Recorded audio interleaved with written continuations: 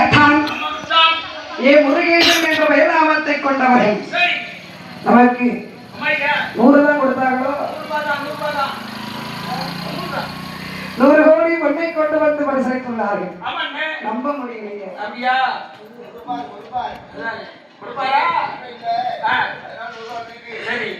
இல்ல கொடுத்ததுல எனக்கு தெரிஞ்சு 5ல் ஒரு பங்கு அப்படி இருக்கிற வேளையில் சின்னத்தம்பியுடைய அருளாலும் கிருபையாலையோ அவர்களுடைய குடும்பங்களும் செய்யும் தொழில்கள் எல்லாம் எப்படி வாழ வேண்டுமையானா வாழ வேணும் 100 கோடி